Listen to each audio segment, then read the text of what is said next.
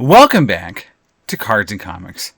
Today I want to talk about something that people don't think about or even discuss in the hobby very often.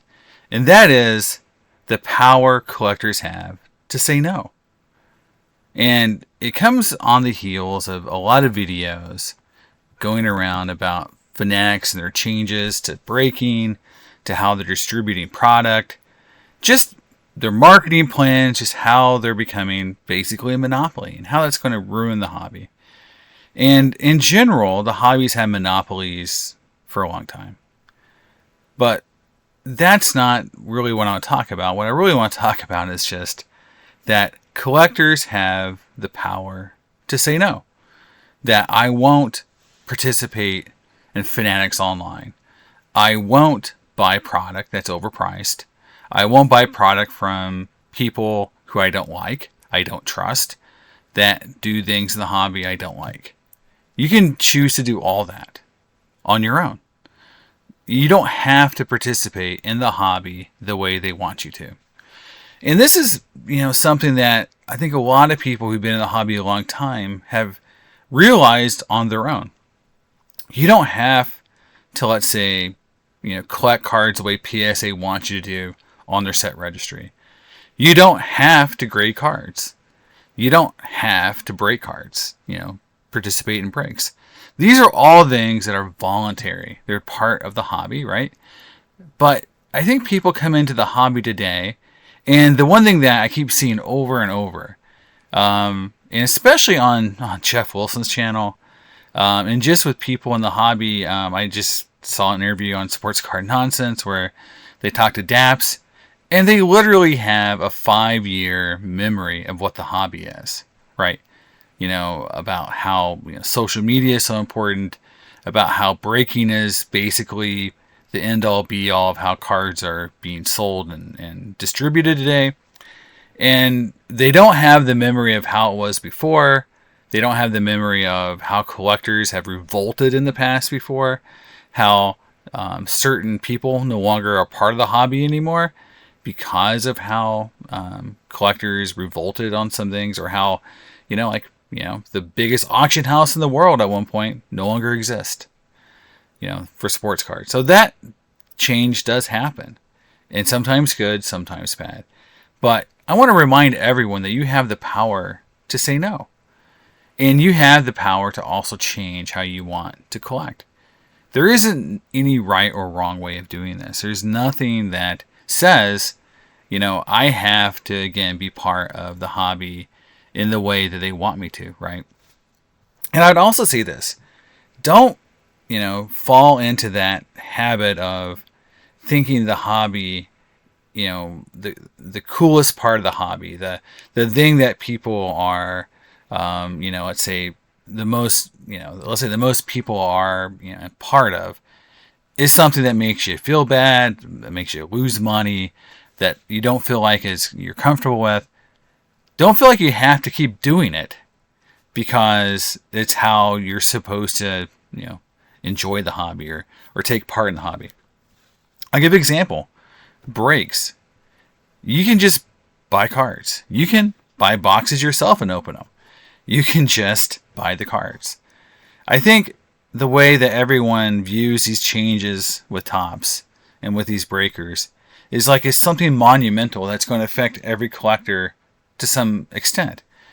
And in general, if you choose not to take part in how the distribution system works, in how breaking works, how all this works, then really this doesn't really affect you at all. This is just a bunch of stuff that other people are going to be dealing with, but maybe you don't even get affected. And I'll give you an example, right? The National is coming up. And National is one of the largest card shows that's out there. And at the National, you can do everything you want to do from a sports card perspective. You can take part in breaks. You can grade your cards. You can buy, sell, and trade, right? You can do all that, right? But here's the thing. You can do all that at every card show, right? And, if you want to buy a box and break it yourself, you can do that. You don't have to take part in someone else's breaks.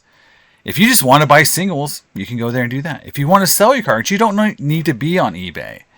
You don't need to be on Whatnot. You don't need to go through Fanatics Online to sell your cards.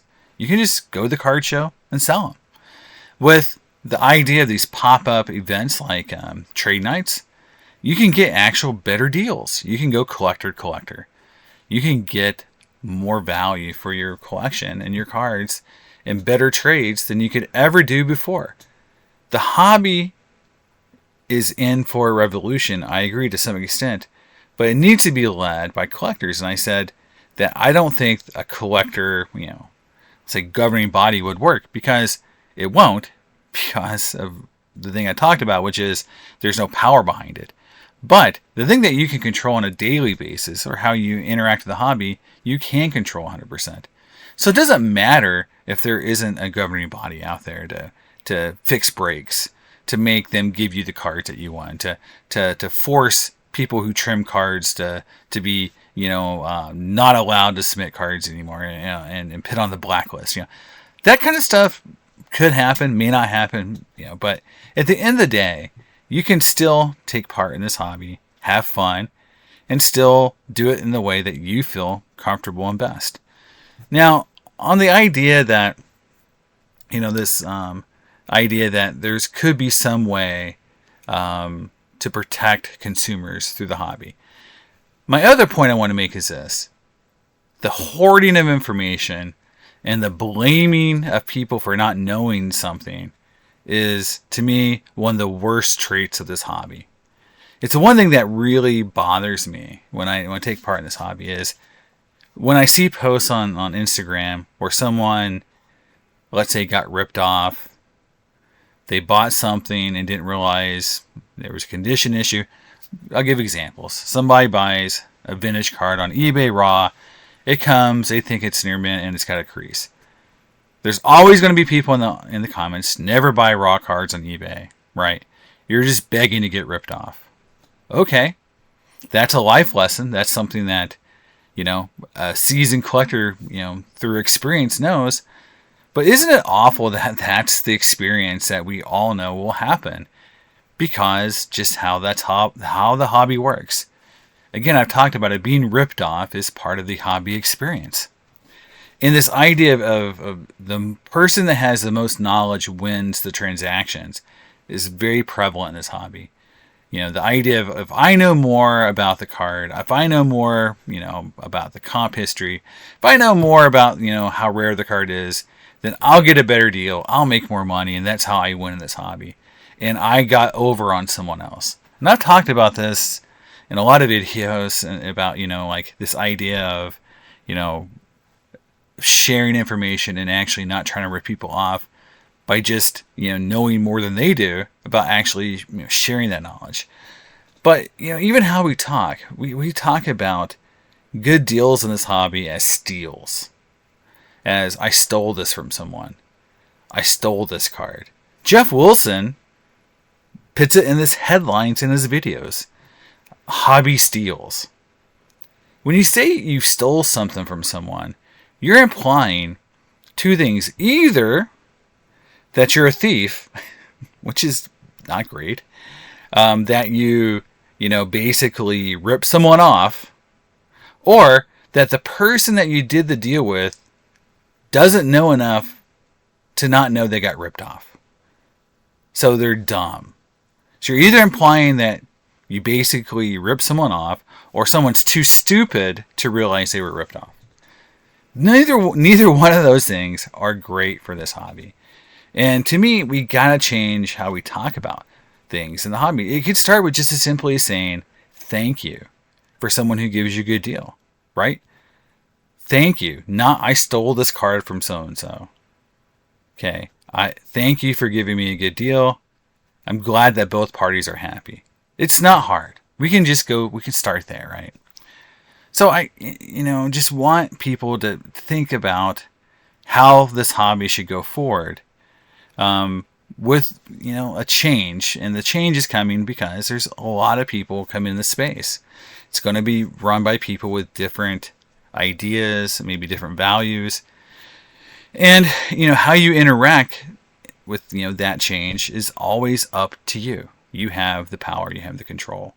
You don't have to do it the way they want you to do it. So I just want to remind people of that, and also that, you know, we can still control how we treat each other. So on that note, I'll say goodbye. On one last bit for the channel itself and just me personally, you can see I made some changes behind me. I've kind of upgraded the man cave. My 3-year anniversary is coming up in the channel on the 19th. So 12 days from the recording this video.